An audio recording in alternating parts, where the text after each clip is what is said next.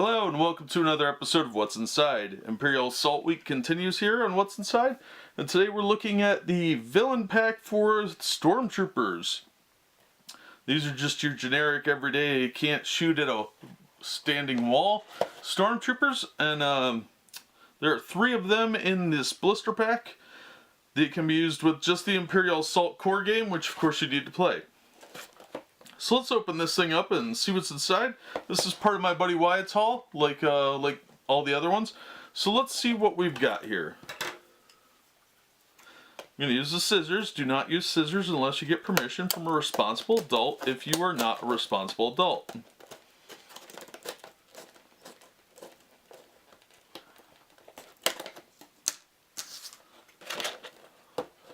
This is very thick plastic, so you got to be a little careful not to accidentally cut your cards or yourself. It's easy with this thicker plastic to accidentally cut your finger. And these are put out by Fantasy Flight like usual. Fantasy Flight has a good reputation for making very good quality stuff. And so far, I've not been disappointed by any of the Imperial Assault stuff that I've seen. It has all been very nice. This is just a little insert piece, a little ad. Alright, now this one should contain, according to the back of this, 3 plastic figures, 1 rule sheet, 3 deployment cards, 3 agenda cards, 4 command cards, 1 reward card, 2 skirmish mission cards, 4 ID tokens, 12 ID stickers. So let's take everything out of the box. And as usual, we'll start with the minis once I get them out.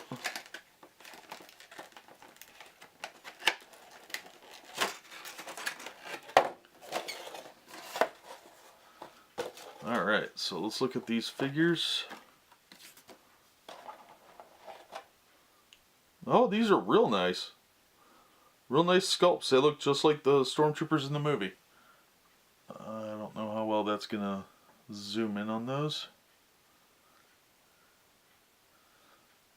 Yeah, they're real nice minis. Usual Fantasy Flight quality, good stuff. As usual, I'm impressed with that. Alright, let's get them out of the way. They're all the same pose. That's my major complaint with the multi-packs like this. So far, I haven't seen any variation in the sculpts. All of them look identical.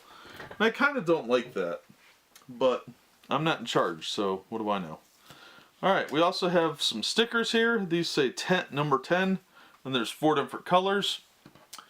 And then there's some cardboard chits that are real nice. Standard thickness, just like everything else. They're labeled SWI 14. A1 of 1 and B1 of 1. So pretty nice. I would have expected them to charge extra for these, but they don't. It's just part of the pack, which is cool. Then we'll look at the insert paper. This has got your side mission on it and your skirmish map. So here's, of course, is the contents of the package with a picture of the troops. And then you've got a map here of the complex and all the tiles you're going to need to play the skirmish. This one's called Training Ground. And then we've got Bunker Buster as the side mission. And it also uses just tiles out of the core box. So these are a good addition if you're playing Imperial and you're looking for something that doesn't require the expansions. So yeah. Paper's good quality, like I said. Should hold up over time. But, you know, it's one of those things you just never know. Let's get into these cards. Alright, we'll start with the command cards. We got 4 of them here. First one is Reinforcements. Cost 2. Use at the start of a round. Choose one of your defeated troopers that has a reinforcement cost of 3 or less. Place that figure adjacent to any other figure of its group. Reinforcements, same thing. Set for stun any figure. Deplete, perform an attack, If the target would suffer 1 or more damage, reduce the damage suffered to 0. Then the target becomes stunned. Stealth Tactics. Any small figure. Cost of 1. Use while defending to add 1 white die to your defense pool. Alright, let's look at this reward card. 501st Training Attachment Reward. Trooper only. Figures in this group gain deplete, perform an attack, then gain 2 movement points. Deplete, recover 3 damage, and become focused. Alright, those aren't bad. And then we'll start with the agenda cards. We've got Bunker Buster. Play this card as side mission Bunker Buster, Stormtroopers pack. After the heroes resolve any other side mission, discard this card and receive the reward listed below. Reward 501st Training Reward card, which is the one I just read. To the Last Man.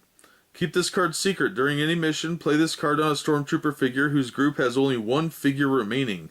This figure's group cannot be reinforced. While attacking, add 1 red die to this figure's attack pool. While defending, add 1 white die to this defender's defense pool. Discard this card at the end of the mission or when the figure is defeated. That's 2 influence. The other one was 3. Set for stun, 1 influence. Keep this card secret. During any mission, you may play this card while an Imperial figure is performing a blaster attack. If the target would suffer 1 or more damage, reduce the damage to 0. Then the target becomes stunned. Then either discard this card or shuffle it back into your agenda deck. Alright, let's look at the skirmish cards here. A. Reprogrammed Training Ground. Setup. Only 1 player claims a Rebel mission token and the other player claims an Imperial mission token. The door is locked. Health 10, Defense 1. Figure can retrieve a remote. When it does, its player replaces the remote with a mission token matching the mission token in his play area. These remotes are reprogrammed. End of each round, each player scores 2 VPs for each of his reprogrammed remotes on the board.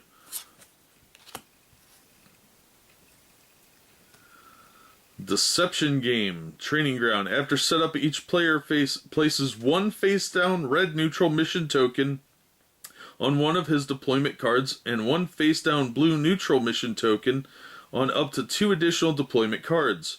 Groups corresponding to these deployment cards are marked groups. Each time the last figure in a marked group is defeated, reveal its token. If the token is red, that group's opponent gains 10 VPs. If the token is blue, that group's player may draw 1 command card. The door is locked, health 10, defense 1. Alright, now for the Imperial cards. We've got Vader's Finest, attachment, trooper only. Figures in this group gain deplete, perform an attack, then gain 2 movement points. Deplete, discard 1 harmful condition and become focused. It's not bad for a skirmish upgrade, too. Alright, we've got a red Stormtrooper card. Do that one first. 9-3, obviously they're troopers. Surge plus 2 damage. Surge plus 3 accuracy. Squad training. While attacking, while adjacent to another friendly trooper, you may re-roll 1 attack die. Last stand, when you are defeated, choose another figure in your group. That figure becomes focused. Health 5, speed 4, defense 1 black die. Attack is blaster, 1 blue, 1 green. The gray Stormtrooper card. Stormtrooper. Trooper 6/2. 6/2. Surge plus 1 damage. Surge plus 2 accuracy. Squad training while attacking. While adjacent to another friendly trooper, you may re-roll 1 attack die. Health 3, speed 4, defense of 1 black die.